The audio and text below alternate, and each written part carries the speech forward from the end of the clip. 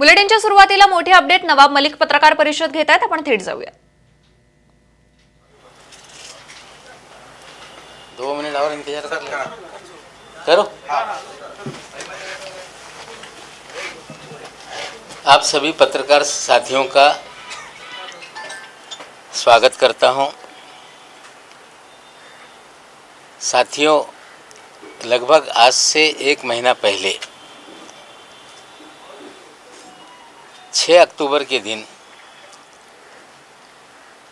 आप लोगों को कुछ जानकारियों से मैंने अवगत कराया था. शायद आपको वो याद होगा. 2 अक्टूबर के दिन शाम तक खबर आई थी कि कॉर्डेलिया क्रूज पर रेव पार्टी बस की गई और खबरें तैरने लगी कि एक मेगा स्टार के लड़के को भी डिटेन किया गया है. और उसके बाद सुबह होते होते शाम होते होते 3 तारीख के दिन आर्यन खान समेत 8 लोगों की गिरफ्तारी की खबर आई. और 6 तारीख के प्रेस कॉन्फ्रेंस में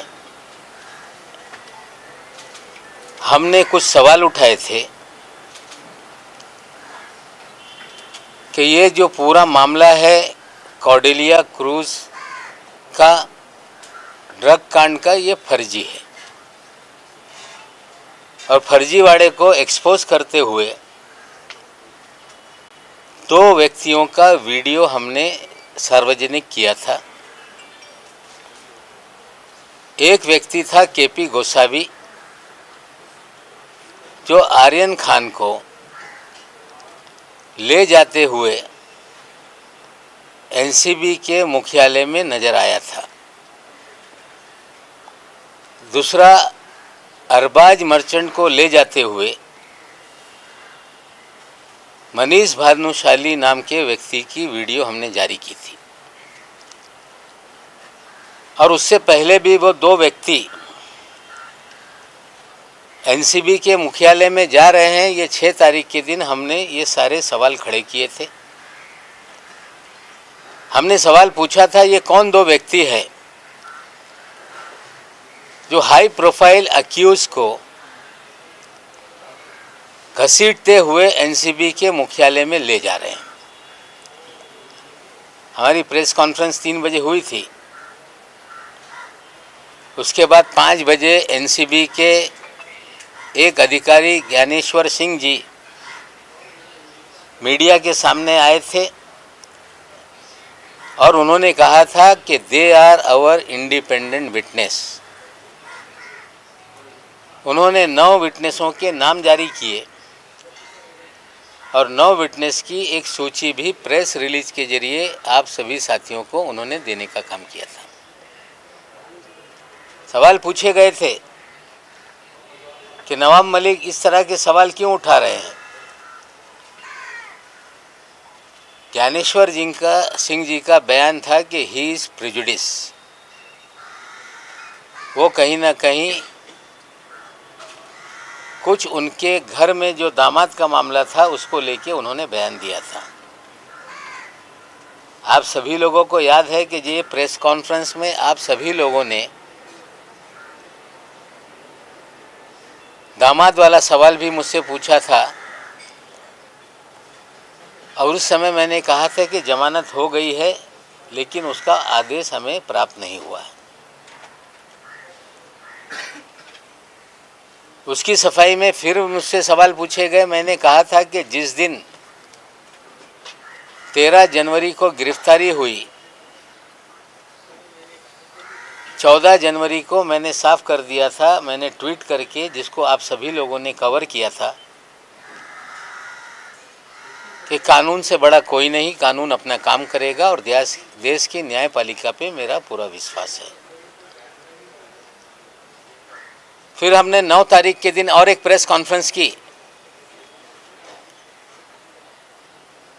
एक वीडियो आपके सामने हमने रखा जिसमें जोनल डायरेक्टर श्री वानखेड़े ये बयान दे रहे थे कि हमने 8 to 10 पीपल को डिटेन किया है। उसी रात का 2 तारीख की रात का था। मैंने सवाल पूछा था कि एक बड़ा अधिकारी कंफर्म क्यों नहीं बता पा रहा था कि 8 लोग थे कि 10 लोग, और 8 लोगों के ऊपर एफआईआर करके गिरफ्तारी की बात तब तक हो चुकी थी। हमने फिर एक वीडियो रिलीज़ किया उसी दिन कि 8 लोग नहीं 11 लोग थे।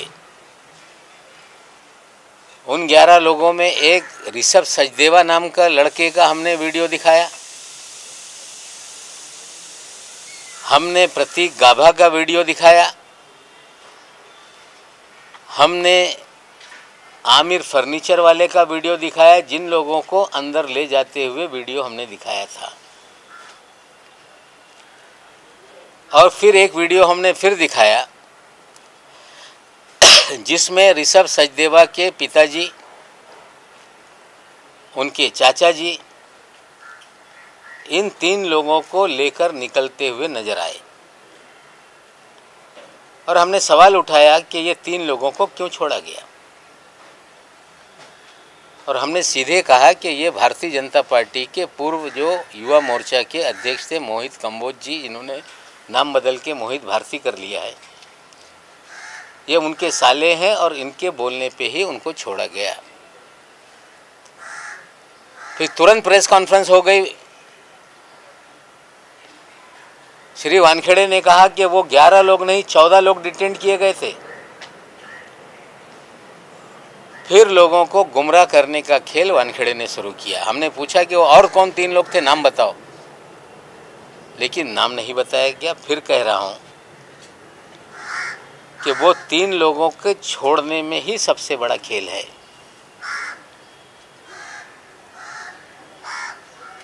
जिस दिन मैंने ऋषभ सचदेवा का नाम सामने लाया, मोहित कंबोज जो 1100 करोड़ रुपए का बैंक फ्रॉड का एक्यूज है,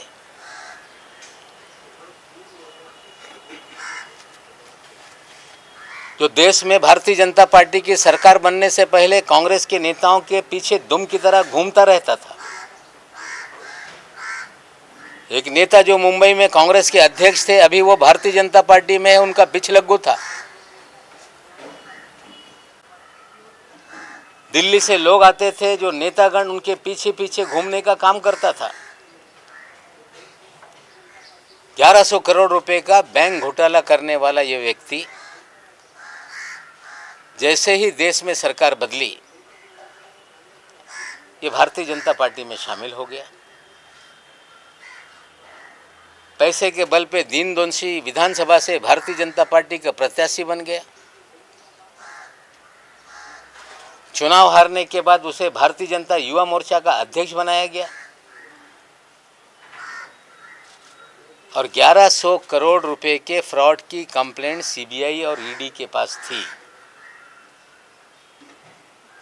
1.5 साल पहले एक छापेमारी सीबीआई की इनके घर पे हुई। 60 करोड़ के मामले में छापेमारी हुई। उसके बाद छापेमारी के बाद मामला फिर दब गया। मैं एक फाइल है आप सभी लोगों को दे रहा हूं, उसकी जांच आप करिएगा। ये इसलिए बताना चाहता हूं कि पिछले 1 माह से ये महाशय पूरी तरह से छटपटाए हुए हैं। कोर्ट की प्रोसीडिंग में बार बार ये बात आई कि आर्यन खान को वो स्वयं उस क्रूज पे कोई टिकट निकाल के नहीं गया,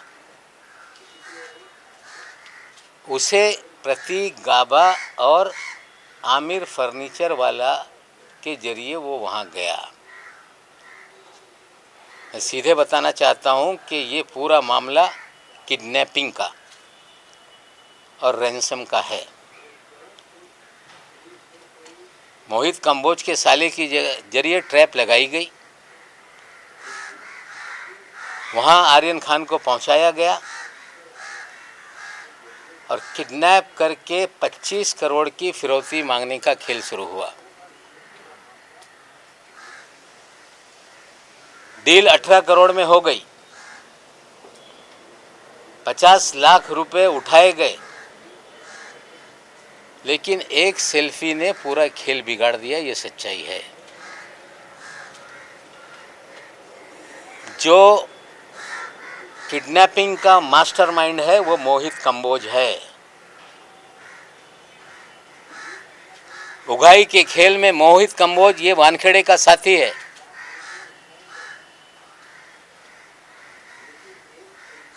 मोहित कंबोज के और वानखेड़े के अच्छे रिश्ते हैं। मोहित कंबोज इस शहर में 12 होटल चलाता है। मोहित कंबोज अपने होटल चलाने के लिए बगल के होटलों पे वानखेड़े के जरिए कुणाल जानी नाम का एक होटेलियर है जो बास्किन नाम का होटल चलाता है। उसके बगल में ओपा नाम का एक होटल कंबोज ने खोला। और बास्किन जो पूरे शहर के क्रीम लोगों के लिए एक इटरी है, उसके मालिक के ऊपर फर्जी मामला बना दिया ताकि बास्किन बंद हो जाए। हमने कहा था कि कंबोज के और वानखेड़े के रिश्ते हैं। जल्दी इनकी मीटिंग की वीडियो रिलीज करेंगे। नसीब इनका अच्छा है कि एक कब्रिस्तान को लेके वानखेड़े साहब बोल रहे थे कि कोई मेरा पीछा कर रहा है। मेरी प्रेस कॉन्फ्रेंस जब 6 तारीख के दिन हुई, 7 तारीख के दिन कंबोज और वानखेड़े ओशीवीरा कब्रिस्तान के बाहर मिले। हाँ, हम लोग ढूंढ रहे थे कहीं सीसी फुटेज हमारे हाथ लग जाए। वहाँ के रहिवासियों ने मुझे जानकारी दी थी कि एक गाड़ी आई थी जिसमें कुछ बॉडीगार्ड थे। एक दाढ़ी वाला व्यक्ति था, उनसे मिला था। इनका नसीब अच्छा है कि वो पुलिस का सीसीटीवी बंद था, हमें वो मीटिंग का सीसीटीवी नहीं मिल पाया। और वानखेड़े साहब घबराहट में ये कंप्लेंट दर्ज कराने चले गए कि कोई मुझे पीछा कर रहा है। जो प्राइवेट आर्मी है उसका कंपोज भी एक प्लेयर है। श्री वानखेड़े इस शहर के अंदर उनका एक ही खेल है कि ड्रग का धंधा धड़ल्ले से चलता रहे। ड्रग माफियाओं को संरक्षण दिया जाए, उनसे उगाही की जाए। और कौन लोग कंज्यूम करने वाले लोग हैं, जो नशे के लत के आदी हैं, बड़े घर के लोग, फिल्म जगत के लोग, उनकी जानकारी हासिल की जाए, उन्हें डराया जाए और हजारों करोड़ की उगाही की जाए। ये खेल वानखेड़े इस शहर में खेल रहे हैं। 18 करोड़ का मामला इस्टेब्लिश हो गया है। प्रभाकर साहिल जिसने आकर पुलिस के सामने एफिडेविट देकर अपना बयान दर्ज कराया, आप साथियों ने दिखाया। और मुझ पे आरोप बार बार 2 प्लेयर को वानखेड़े आगे कर रहा है। एक का नाम है सैनियल डिसोजा, जिसके बारे में कुछ चीज़ें बाद में मैं दिखाऊंगा। कवर करने के लिए सैम डिसोजा आगे आ रहा है। और कंबोज जी ने कल प्रेस कॉन्फ्रेंस करके हमने कहा था दिल्लीला में छुपे हैं कुछ राज। उन्होंने लगा के एक दिन बाद ये सारी चीज़ें नवाब मलिक बोलने वाला है तो कल हम ही बता देते। हाँ, अच्छा किया आपने बता दिया। प्राइवेट आर्मी की प्रेस कॉन्फ्रेंस कल हो गई। सैम डिसोजा का वीडियो चलाया गया। सैम डिसोजा का एक इंटरव्यू एक टेलीविज़न पे चला जिसमें वो एनसीबी को और वानखेड़े को क्लीन चिट दे रहा था। और कल श्री कंबोज ने कहा कि जो प्रभाकर साहिल है, ये नवाब मलिक के जरिए ये झूठे एविडेंस तैयार कराया जा रहा है। साथियों, प्रभाकर साहिल ने जो बयान दिए आप लोगों ने देखे, वो गवाहों के लिस्ट का एक गवाह है, उसने अपनी कहानी सब चीज़ें आपको बताई है। मुझ पे आरोप लगाया जा रहा है कि मैंने उसे पढ़ाकर ये सारे बयान दिलवाए। बहुत इसके अंदर एक अच्छी जानकारी मैं आपको देना चाहता हूँ। शायद 24 तारीख के दिन साहिल का वीडियो और कुछ इंटरव्यू मीडिया के सामने आया, जिसमें 25 करोड़ मांगे जाएं, 18 करोड़ की डील हुई, 50 लाख कैसे उठा, किस गाड़ी में, सारी जानकारी उसी ने दी है। और वानखेड़े साहब और उनकी प्राइवेट आर्मी ये कह रही कि नवाब मलिक का प्लांटेड ये खेल है। मैं आप सभी लोगों को जानकारी देना चाहता हूं कि 22 तारीख के दिन मुझे एक रिपब्लिकन पार्टी के गुट के नेता हैं जो पूर्व नगर सेवक रह चुके हैं, जिनका नाम है मनोज संसारे। उनका हमारे पीए के टेलीफोन पे फ़ोन आया कि संसारे साहब आपसे बात करना चाहते हैं। मैंने उनसे बात की। उन्होंने कहा कि केपी गोसावी और उनका साथी सरेंडर होना चाहता है। मैंने कहा कि कब होंगे सरेंडर। उन्होंने कहा कि आज शाम तक, रात तक वो आएंगे और मैं आपके पास लेके आता हूँ। ये जानकारी मिलने के बाद मैं माननीय मुख्यमंत्री के पास उसी दिन जाने वाला था। मुख्यमंत्री जी को ये जानकारी मैंने दी कि मुझे फ़ोन आया था मनोज संसारे जी का, और संसारे साहब ने कहा कि केपी गोसावी और उनका साथी सरेंडर होना चाहता है। हमें लग रहा था कि केपी गोसावी और मनीष भानुशाली ये सरेंडर होना चाहते हैं, क्योंकि ये दो चेहरे हमने एक्सपोज किए थे। मुख्यमंत्री जी ने कहा कि मैं जा रहा हूँ मीटिंग में, मैं डीजीपी पांडे साहब को बोलता हूँ कि आपसे बात कर लें। मुख्यमंत्री निवास पे पांडे साहब आए। मैंने उन्हें ये सारी जानकारी दी और पांडे साहब ने कहा कि पूना में वो फरार है, पालघर में वो फरार है, तो पालघर की टीम बुला देते हैं और रात में आएगा तो उनको हम अरेस्ट कर लेंगे। पालघर के एसपी साहब मुंबई में बीकेसी के जो साइबर सेल है वहाँ पे टीम लेकर आ गए थे। रात में मुझे फ़ोन आया कि आपने कहा था कि केपी गोसावी और उनका साथी सरेंडर होना चाहता है, टीम है, कहाँ है आप बताइए। मैंने कहा कि मैं 5 मिनट बाद आपको जानकारी देता हूँ। मैंने मनोज संसारे जी को फ़ोन लगाया।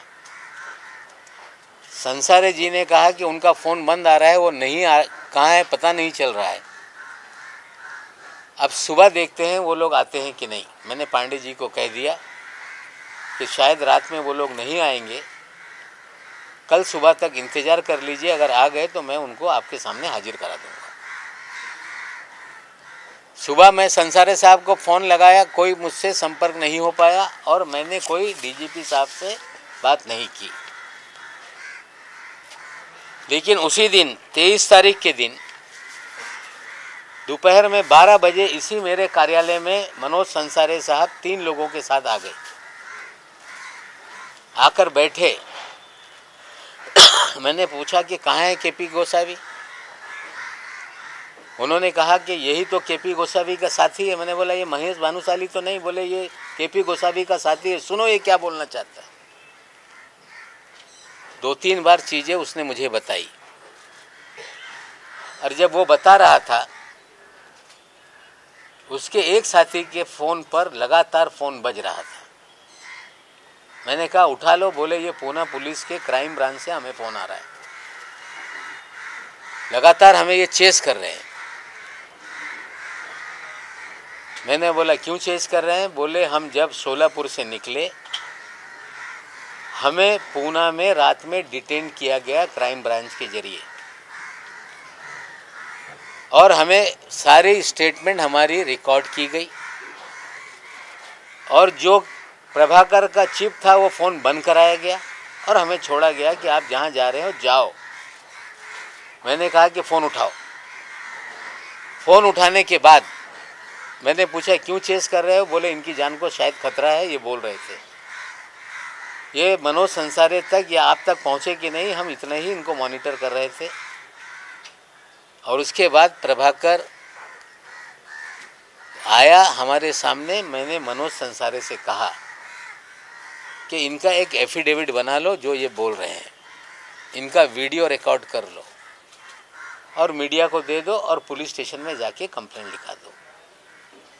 शायद वानखेड़े को ये पता नहीं कि आरोप लगा रहे हो, लेकिन नवाब मलिक ने कोई तोते को, जिस तरह आप कंबोज को पढ़ा रहे हो, जिस तरह आप सैम को पढ़ा रहे हो, नवाब मलिक ने कोई पढ़ाने का काम नहीं किया। मैंने ये कहा था कि लीला में छुपे हैं कुछ राज। मेरे पास पगारे साहब भी आए थे 4 दिन पहले, 5 दिन। उन्होंने अपनी सारी कहानी सुनाई थी। विजय पगारे नाम का व्यक्ति है जो चैनलों पे चल रहा है। लीला होटल की सारी कहानी बताई, कैसे पूरे लोग मनीष भानुशाली, धवल भानुशाली, श्याम डिसोजा किस तरह से वहाँ पे रंग रलियाँ मनाते थे, किस तरह से चीज़ें चलती थी। वानखेड़े साहब को लगा कि ये कल बात होने वाली है, तो चलो कंबोज के जरिए लीला का राज खोल देते हैं। सुनील पाटिल का नाम सामने ले आते हैं। सुनील पाटिल को मैं जीवन में कभी नहीं मिला। सुनील पाटिल कोई राष्ट्रवादी कांग्रेस पार्टी का कार्यकर्ता नहीं। सुनील पाटिल के कल कंबोज साहब ही राणा साहब मंत्री के साथ फोटो दिखा रहे थे। सुनील पाटिल के अमित शाह जी के साथ कई वीडियो घूम रहे हैं। सुनील पाटिल के मुख्यमंत्री गुजरात के, उनके शपथ ग्रहण समारोह के फोटो घूम रहे। मनीष भानुशाली के प्रधानमंत्री से लेके सभी लोगों के साथ फोटो है। मनीष भानुशाली जब माधवराव सिंधिया के लड़के जब पार्टी ज्वाइन कर रहे थे तो बीजेपी के मुख्यालय में इंटरव्यू देते हुए नजर आ रहे हैं। हम तस्वीरों पे आरोप नहीं लगा रहे हैं। किस दल का व्यक्ति है हम ये नहीं कहना चाहते, लेकिन सुनील पाटिल भी फ्रॉड है। सुनील पाटिल भी वानखेड़े की प्राइवेट आर्मी का ये प्लेयर है। और मैं आपको और जानकारी दे दूं कि 6 तारीख को जिस दिन मैंने प्रेस कॉन्फ्रेंस की, उस दिन सुनील पाटिल का मुझे फ़ोन आया था प्रेस कॉन्फ्रेंस के 2 घंटे बाद कि साहब मैं धुलियाऊन बोलतो, मैं धुलिया से बोल रहा हूँ, मैं आपको जो आपने प्रेस कॉन्फ्रेंस ली है उसके बारे में अधिक जानकारी देना चाहता हूँ। मैंने कहा आइए मुंबई में मुलाकात करिए। फिर दूसरी प्रेस कॉन्फ्रेंस के दिन भी उसका फ़ोन आया। और जब विजय पगारे नाना मेरे पास आए उसके बाद भी वो नहीं आया। विजय पगारे के साथ एक भंगाले नाम का उनका साथी था, उसके फ़ोन से उन्होंने सुनील पाटिल से बात की। बोले आप आ जाओ, आप डरो मत, पुलिस के सामने मलिक साहब आपको हाजिर करा देंगे।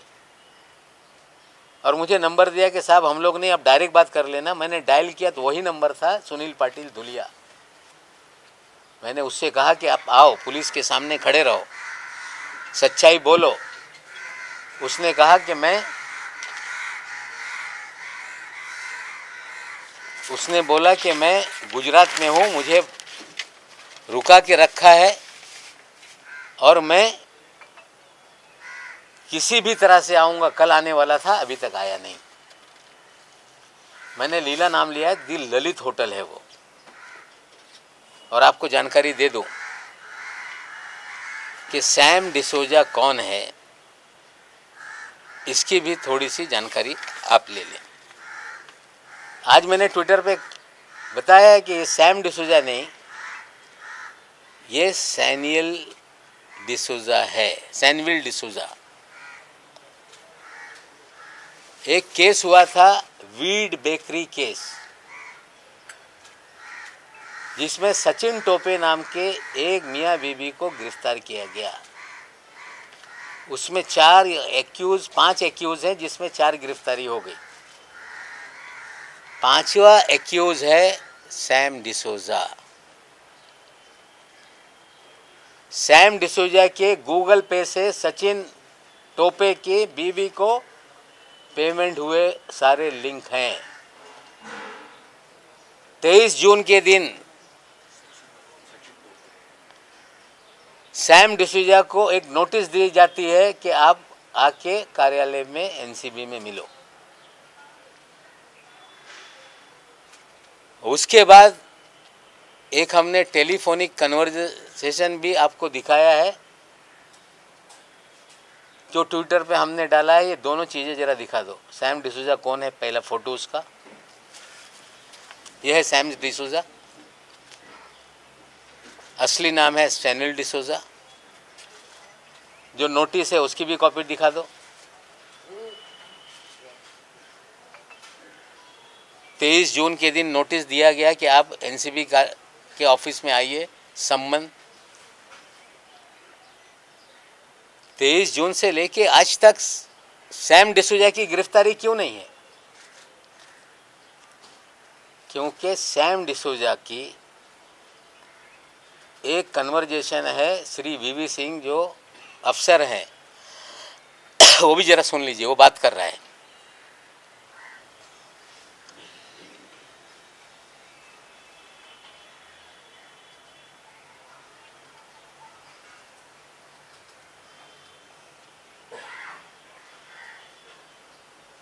वीडियो ऑडियो है ना?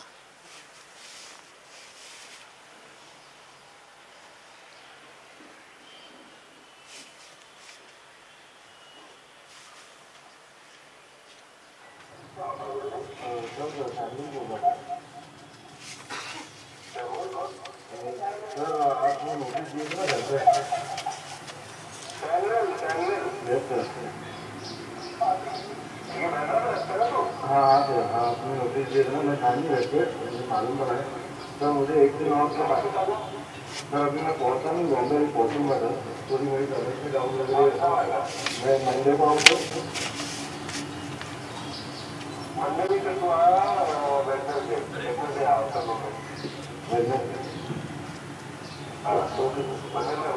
ओके सर, मैं करूँ, वेडनेसडे आ जाऊँ।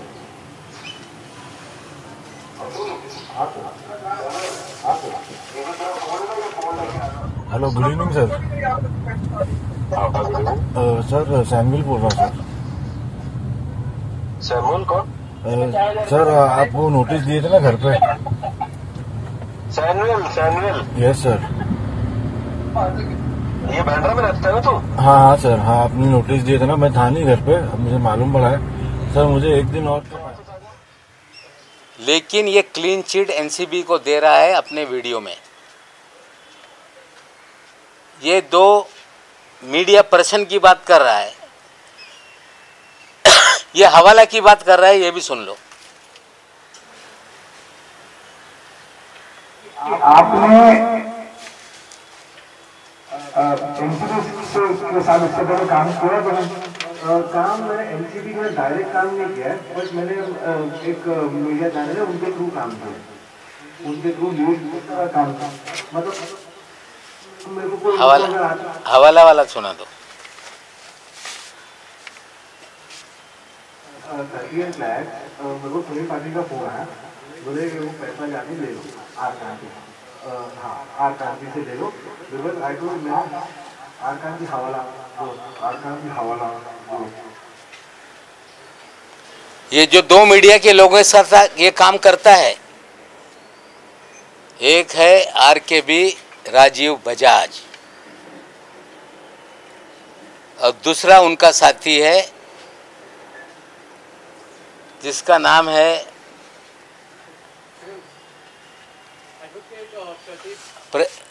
नंबियार, एडवोकेट प्रदीप नंबियार। ये फ्रॉड पत्रकार इस शहर में हैं और ये भी वानखेड़े की प्राइवेट आर्मी के प्लेयर हैं। एक नंबियार साहब का जो सैम के साथ चैट है दिखाइए जिसमें वो हाथ जोड़ रहा है।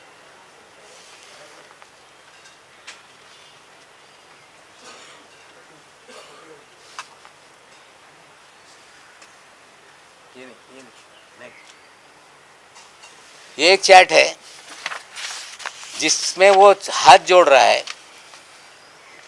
बातें कर रहा है। और दूसरा भी एक मैं आपको दिखाऊंगा जो चैट है नंबियार का और एनसीबी के ऑफिसर के साथ कि यू आर हैरेसिंग समबडी, और ये सारी डील उसी दिन हो गई। और सैम डिसूजा ने हवाले के जरिए पैसा दिल्ली भेजा, उसका भी चैट है। हवाला वाले को पूछ रहा है सैम डिसूजा कि हवाले की रसीद भेजो भाई, रसीद कहाँ है? हवाले वाला बोल रहा है कि हवाले की कहीं रसीद होती है क्या? फिर बोलता है okay I don't know, leave it. और ये नंबियार और राजकुमार बजाज RKB ये इस शहर में इनके लिए काम करते हैं। एक छोटा सा YouTube चैनल चला के लोगों को डराते हैं, नाम घोषित करते हैं, वसूली करते हैं। जो पैसा ना दे उसको NCB से रेड करा देंगे, नहीं तो पूरा शहर में जो ड्रग का नेक्सस है उसकी वसूली का काम ये दो लोग करते हैं। उसके कुछ स्टिंग ऑपरेशन के 2 वीडियो देख लें।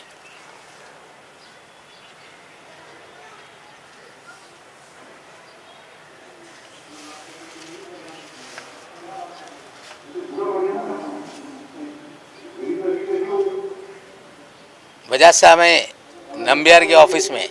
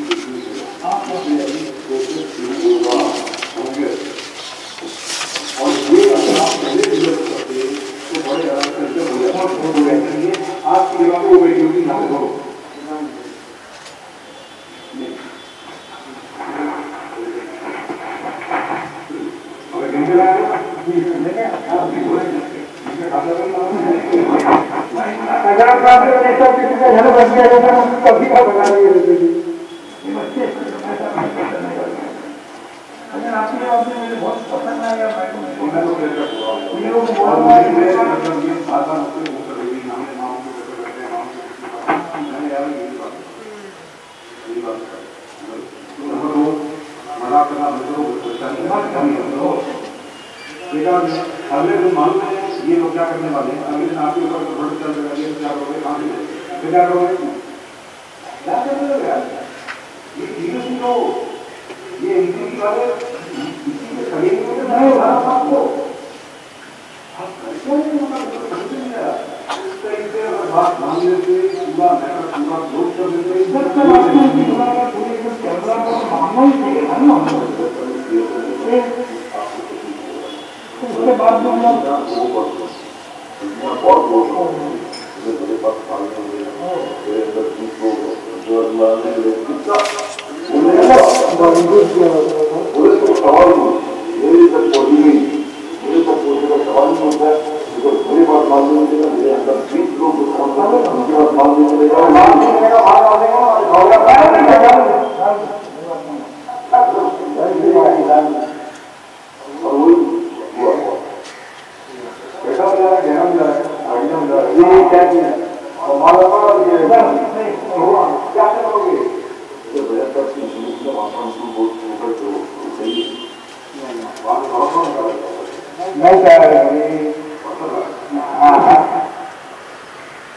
दोनों हो गया।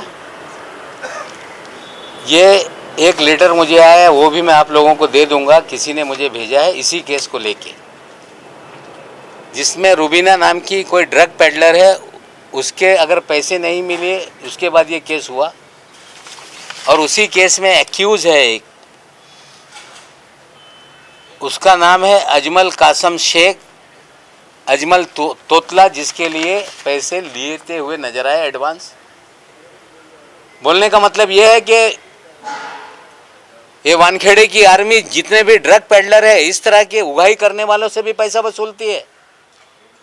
ये सारे वीडियो आपके पास मैं दूंगा। आज किसी पत्रकार को बदनाम करने के लिए मैंने ये चीजें नहीं दिखाई,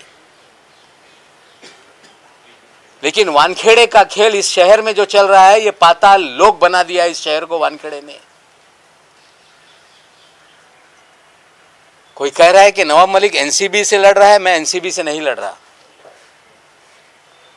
कोई कह रहा है कि नवाब मलिक भारतीय जनता पार्टी से लड़ रहा है, मैं भारतीय जनता पार्टी से नहीं लड़ रहा। मैं लड़ रहा हूं गलत लोगों के खिलाफ। मैं लड़ रहा हूं कि जो इस शहर में ड्रग के नाम पर हजारों करोड़ की वसूली हो रही है, बेगुनाह लोगों को फंसाया जा रहा है, ड्रग पेडलर धड़ल्ले से धंधा कर रहे हैं, नशे का कारोबार चल रहा है। जो नशा करने वाले हैं उन्हें बड़े लोगों को टारगेट करके डरा के वसूली की जा रही है। पिछले 1 महीने से 2 दिन ज़्यादा हो गए, अभी तक पूरे देश में ये खबर नीचे नहीं आ रही है। मैं एनसीबी के भी डीजी साहब से बोलना चाहता हूँ कि आपने 2 तारीख के दिन, 3 तारीख के दिन एक बयान दिया था कि भारत के इतिहास में पहली बार मिड सी में ऑपरेशन हुआ। आपको भी गुमराह किया गया, कोई मिड सी में ऑपरेशन नहीं हुआ। 13 लोगों को चिन्हित करके पकड़ा गया, फर्जीवाड़ा किया गया, पब्लिसिटी करके लोगों को डराने का खेल किया गया। आर्यन खान की किडनैपिंग हुई, रैंसम मांगी गई और एक सेल्फी वायरल होने से पूरा खेल बिगड़ गया। मैं बीजेपी के लोगों को भी कहना चाहता हूं कि मैं कोई पॉलिटिकल लड़ाई नहीं लड़ रहा। हम चाहते हैं कि ड्रग पूरी तरह से समाप्त हो, पीने वालों को नशा मुक्ति केंद्र में भेजा जाए, जो छोटे धंधे वाले हैं उन्हें पकड़ के उसी मुकदमे में बंद किया जाए, बड़ी मछलियों को पकड़ा जाए, सोर्स को पकड़ा जाए, पूरी तरह से देश में नशा मुक्ति हो। लेकिन इस तरह के फ्रॉड लोगों को शील्ड करने के लिए आगे मत आइए। कंबोज फ्रॉड है, कह रहा है कि 1.5 साल से मैं पार्टी में नहीं, उसे शील्ड मत कीजिए। पाटिल जो है वो किसी दल में नहीं, उसे शील्ड मत कीजिए। मनीष भानुशाली आपके नेताओं के साथ घूमता है, उसे भगाइए, उसे शील्ड मत कीजिए। धवल भानुशाली घूम रहा है, उसे शील्ड मत कीजिए। ऐसे फ्रॉड लोग राजनीतिक दलों के आड़ में छुप के अपना मकसद साधने का काम करते हैं। हम राजनीतिक दल से नहीं लड़ रहे, और ऐसे अधिकारियों को शील्ड मत कीजिए जिसका पूरा इतिहास दागी है, जो हजारों करोड़ की उगाही कर रहा है। खबर आई है कि 6 मामले से वानखेड़े को अलग किया गया, और उसमें यह खबर आई कि उसमें आर्यन खान और समीर खान का भी केस है। मैं अधिकारियों से पूछना चाहता हूं कि जिस केस में चार्जशीट फाइल हो गई, वो केस की जांच संजय सिंह क्या करने वाले हैं? या तो 2 चीज है, मैं उनकी मंशा पे सवाल नहीं उठाता। 2 चीज है, या तो आप सही मानों में जांच करके जो बोगस केस है उसमें डी समरी फाइल करके लोगों को निर्दोष मुक्त कराएंगे। अगर ऐसा है तो जो 26 केस की मैं बात कर रहा हूं वो सारी चीजों की जांच करें। और कहीं ये समझ में आ रहा होगा कि नवाब मलिक को डराने के लिए कि फिर ये जांच शुरू हो गई, तो हम डरने वाले में से नहीं हैं। जान हथेली पे लेकर जान माल परिवार सबको जोखिम में डालकर ये लड़ाई मैंने छेड़ी है। अगर कोई समझ रहा होगा कि डर के ये सिलसिला बंद हो जाएगा, ये बंद नहीं होगा। लॉजिकल एंड तक ये मामला जाएगा। साथियों, आपको बताना चाहता हूँ, इतिहास में पहली बार वानखेड़े तो यही कहता है कि नवाब मलिक के दामाद की जमानत रद्द करेंगे, हाईकोर्ट में जा रहे हैं।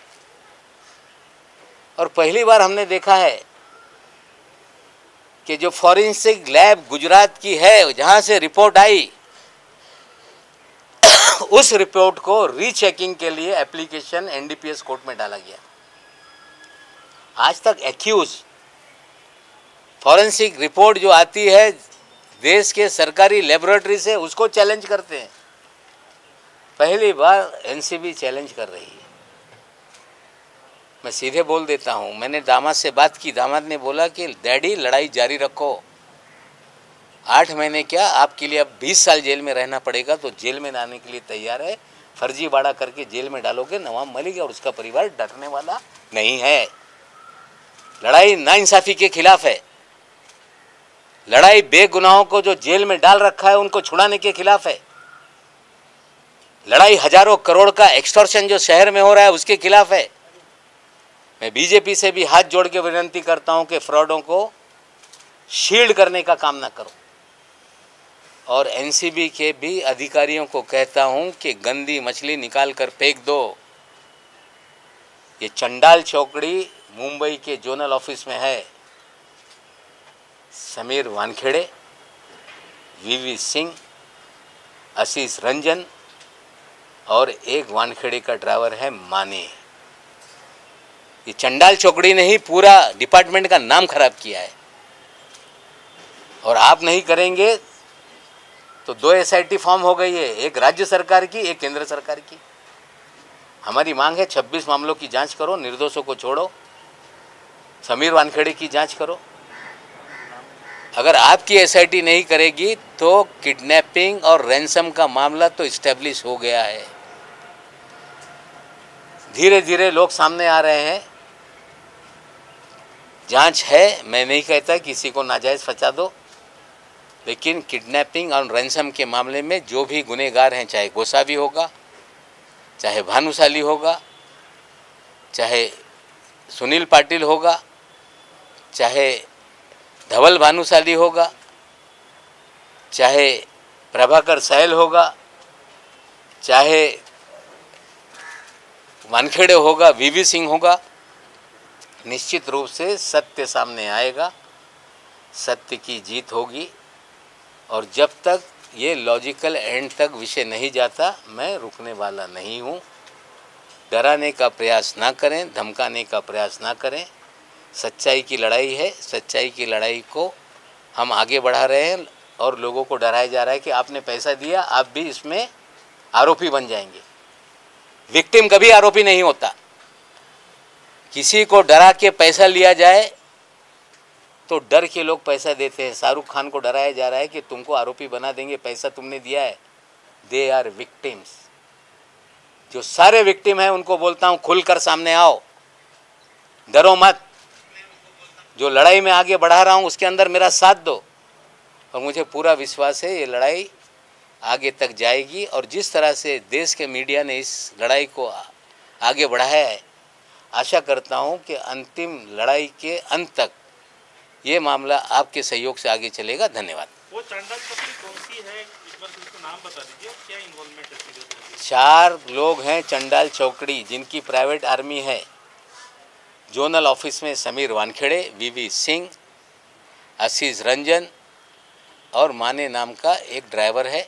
पिछले प्रेस कॉन्फ्रेंस में एक मेरे से गलती हो गई, मैं उसको सुधारना चाहता हूँ। मेरे दामाद से वीवी सिंह ने रेंज रोवर नहीं मांगी थी, आशीष रंजन ने मांगी थी कि I want to purchase Range Rover. ये आशीष रंजन ने कहा था।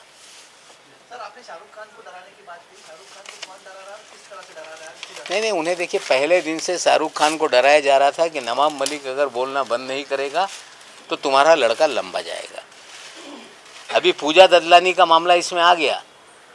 शायद उन्हें डराया जा रहा है कि 50 लाख आपने दिया, आप भी एक्यूज बन जाएंगे। यू आर विक्टिम, डोंट, डरो मत। देश में किसी के बच्चे को किडनैप कर ले, कोई रैंसम मांगे, डर के कोई पैसा दे दे, तो वो गुनहगार नहीं है, वो विक्टिम है। खुलकर सामने आओ, सच्चाई बोलो और इन सारे लोगों को दंडित करने के लिए हम लोगों की मदद करो। आपको लग रहा है शाहरुख खान खुद सामने आएंगे उनके साथ? मुझे पता नहीं कौन किसे डरा रहा है, पर्दे के पीछे क्या क्या हो रहा है, लेकिन वानखेड़े साहब किसको क्या क्या फ़ोन कर रहे हैं मैं आज सभी बातें नहीं बोलूँगा, लेकिन उनके फ़ोन सिग्नल से जाते हैं, बहुत सारी महिलाओं को डराते हैं, बहुत सारे लोगों को डराते हैं, प्राइवेट आर्मी एक्टिव है। ये सारी चीज़ें धीरे धीरे करेंगे। आज जो मैंने कहा था कि रविवार को कुछ चीज़ें सामने रखूँगा, मैंने रखा है। और एक फ़ाइल 1100 करोड़ रुपए के फ्रॉड की जो फाइल है वो भी आपको देख रहा हूँ, जांचिए। अगर सही होगा तो उसको आगे बढ़ाइए, नहीं तो हम लोग उसको परसू करेंगे।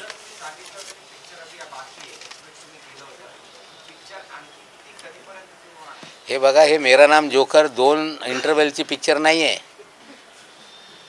संगम 2 इंटरवलची पिक्चर नाही आहे। पिक्चर जोपर्यंत याच्यातला विलन तुरुंगात जात नाही तोपर्यंत हे पिक्चर संपणार नाही।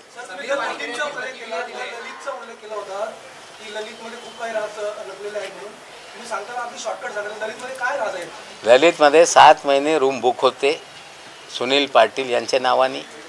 तिकडे हे सगळी प्रायव्हेट आर्मी जात होती, तिकडे बरेचसे काही घाणेरडा हा विषय आहे, ते मी त्याच्यात पडत नाही। म्हणजे त्या प्रायव्हेट आर्मी तिथून ऑपरेट करत होती, हे मी आज बोलणार आहे। त्यासाठी वानखेडे साहेबांचे प्रवक्त्यांनी कालच तो सांगितलेला आहे की तिथे शबाब होता, कबाब होता आणि तिथे नवाब न होता, तुमचीच लोकं होती। माझं कधी त्यांच्याशी घेणं देणं नहीं।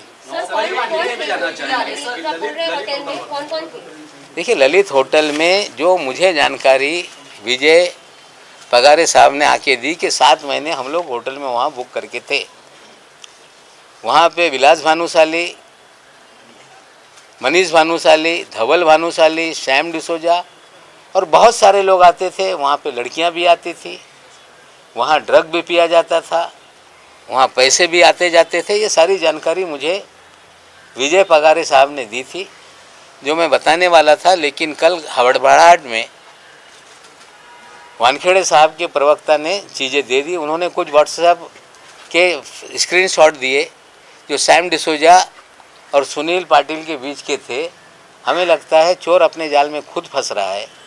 ये सारा खेल डिसोजा, कंबोज, ये सारे उगाई के किडनैपिंग के पार्टनर हैं। आज न कल उन तक सिकंजा पहुंचेगा। कल ये कहा गया कि समीर वानखेड़े को 6 केसेस से हटा दिया गया है, अब नई तरह से जांच होगी, एसआईटी गठित की गई है।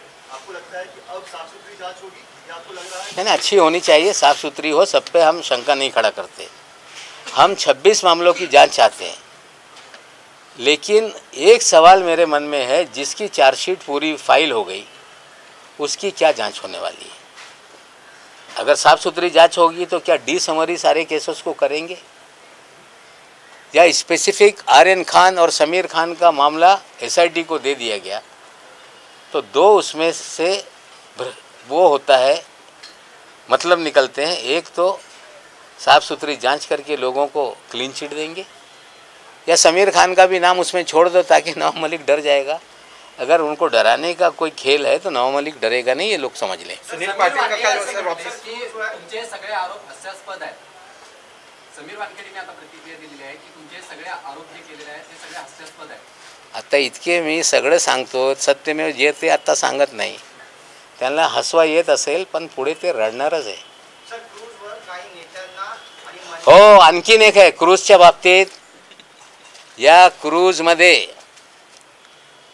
जे केस बनवण्यात आली त्याच्यात क्रेव, ते वीडियो दाखवा, एक पेपर रोल को भी उसमें सीज किया गया है केस के अंदर। पेपर रोल नमस्क्रे, ये नमस्क्रे फैशन टीवी का स्पॉन्सर का ब्रांड है। ये पेपर रोल में ड्रग पिया जाता है, इस तरह से कहा जाता है।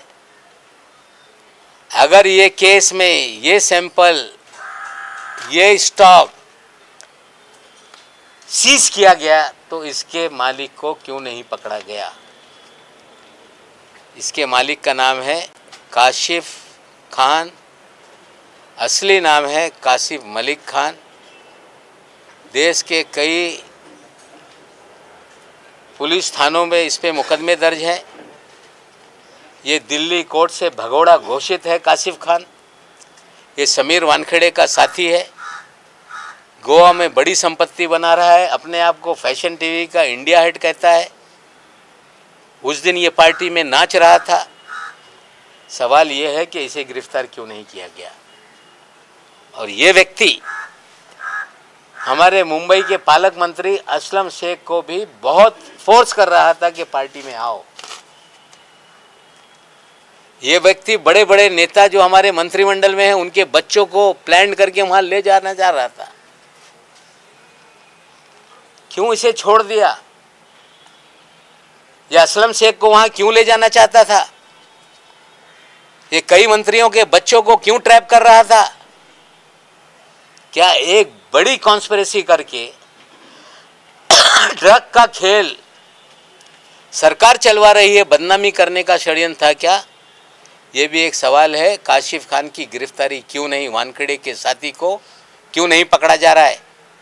और मैं जिम्मेदारी से कहता हूं, असलम शेख भी बयान दे देंगे कि उन्हें बहुत कोशिश की जा रही थी कि आप क्रूज पे चलो, लेकिन वो नहीं गए। शायद ये बड़ी एक कॉन्स्पिरेसी थी। धीरे धीरे मुंबई की एसआईटी भी इसकी जांच करे, हम मांग करेंगे। सर, राज्य सरकार और केंद्र सरकार के आरोप प्रत्यारोप में ऐसा कोई सरकार का कोई नहीं, कोई हम किसी नेता पे आरोप नहीं लगा रहे। इसमें ऐसे अधिकारियों को जरा सुनिए, हम किसी नेता पे आरोप नहीं लगा रहे। हम राज्य सरकार केंद्र सरकार की लड़ाई नहीं है। ये एक चंडाल चौकड़ी जो एनसीबी में बैठी है उसको एक्सपोज कर रहे हैं। हम गुजारिश करते हैं अधिकारियों से जो वरिष्ठ है, ये चंडाल चौकड़ी को निकाल के बाहर रखो, नहीं तो ये सारी बदनामी इन्हीं लोगों की वजह से हो रही है। इनकी जांच बैठाओ, लॉजिकल एंड तक ले जाओ और अपनी बदनामी ना करो। हम देश से नशा मुक्ति के लिए आपके साथ हैं। कुछ लोग कहते हैं कि ये क्यों नहीं काम करते। मैंने जो एनडीपीएस एक्ट में एमडी को इंक्लूड किया गया, मारिया कमिश्नर थे, हमने सिफारिश करके एमडी नाम के ड्रग को भी इंक्लूड कराया। हम इस शहर में ड्रग खत्म हो, शिवदीप लांडे जी को बार बार हमारे घर के लोग जाके बंद कराने के लिए मेहनत करते रहे। हमने आज भी डीसीपी सारे हैं, उनको बता के किसी भी तरह से सारी चीज़ें बंद हो। ये नहीं कि नवाब मलिक चाहता है कि ड्रग बंद ना हो, हम पूरी तरह से चाहते हैं साफ सफाई हो, लेकिन ऐसी चंडाल चौकड़ी रहेगी तो ड्रग बंद होने वाला नहीं। इसलिए अंतिम लड़ाई लॉजिकल एंड तक हम ले जाएंगे। नवाब भाई, आपने एक ये पूरा मामला किडनैपिंग का है, रैंसम का है और इसका सबसे बड़ा खिलाड़ी मोहित कंबोज, उसके बारे में बताइए कि किस तरह। देखिए, मोहित कंबोज का साला है ऋषभ सचदेवा, जो आर्यन खान का मित्र नहीं, उसके दो मित्र हैं, प्रतीक गाभा, आमिर फर्नीचर वाला। उनके जरिए आर्यन खान को वहाँ ले जाया गया और 27 तारीख को जब फॉर्च्यून होटल में ये सारी प्राइवेट आर्मी शिफ्ट हुई थी, फॉर्च्यून होटल में विजय पगारे के नाम से रूम बुक किया गया था। वहीं जश्न मनाया गया था कि 2-3 तारीख को बड़ा पैसा आने वाला है और इस खेल में आर्यन खान को ले जाने में मोहित कंबोज का खेल है, क्योंकि उनके साले के जरिए 2 लड़कों के जरिए ही आर्यन को वहाँ तक ले जाया गया। सर, आपने बेस्टिन और ओपा नाम के होटल, मतलब आपने बताया कि मोहित कंबोज जी के कई सारे होटल है और वो भी इससे जुड़ा हुआ है। देखिए, वो भी एक कहानी है, वो बाद में चीज़ें और खोल के चीज़ें लाएंगे। आज मुझे लग रहा है कि लगभग 1 घंटा हो गया। आज बहुत सारी चीज़ें हमने रखी है, फिर आने वाले दिनों में जो भी जानकारी मुझे मिलेगी मैं साझा करूँगा, ताकि ये एनसीबी के लोगों को भी पता चले, देश को पता चले और जो 2 एसआईटी है उन तक जानकारी जाए। हमें लगता है काफ़ी जानकारी मैंने दी है। और भी सवाल होंगे तो आने वाले दिनों में हम उसको जवाब देंगे। नहीं, ठीक है, उनका अधिकार है। कोई पिता हो, पत्नी हो, बहन हो, सभी लोगों को इस देश में कानून है। मेरे खिलाफ जो जिसको करना है कर ले। कुछ लोग तो गए थे कि नवाब मलिक के बोलने पे रोक लगा दो। वानखेड़े के जब एसआईटी बनाई गई तो बोलने लगे, मैंने कोर्ट में कहा था, इसलिए ये जांच होने गई। कोर्ट में गए थे कि मुझे ये जो इंक्वायरी है ये सीबीआई और एनआईए को दी जाए। मुंबई पुलिस ने कहा कि इनकी गिरफ्तारी के पहले 72 घंटे इनको बताया जाएगा। हमें लगता है बहुत ज़्यादा झूठ बोल के कितना भी झूठ बोलेंगे सच ही जीतेगा और सच्चाई की ही जीत होगी. सर तुम्ही आता सांगितलं की अस्लम शेख यांच्यावर फोर्स केलं गेलं पार्टीला नेण्यासाठी आणि त्याप्रमाणे तुम्ही मंत्र्यांचाही काही उल्लेख केला. असे कोण मंत्री आहेत त्यांच्या असलम शेख स्वतः सांगतील. त्यांना विचारा, त्यांना परसू करत होते की नाही की आम्हाला तिकडे या म्हणजे तो गेले नाही. जर ते गेले असते, आणखीन काही पोरांना ट्रॅप करत होते, ते गेले असते तर उडता पंजाब नंतर उडता महाराष्ट्र करण्याचा गेम होता. हे सत्य. मग त्यांना वाचू नये. जे सत्य आहे त्यांना शिक्षा द्या. मोठ्या प्रकरणे पडू नये. म्हणजे जे सत्य आहे लोकांच्या समोर आणणं एक नागरिक या नात्याने माझी जबाबदारी आहे. थँक्यू.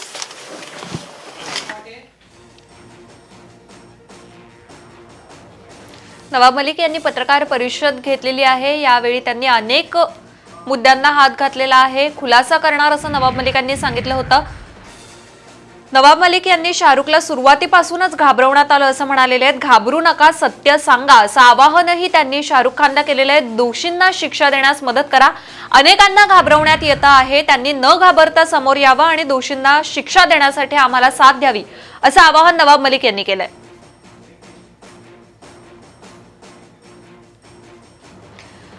इथे घेऊयात एक छोटीशी विश्रांती. पाहत रहा साम टीव्ही.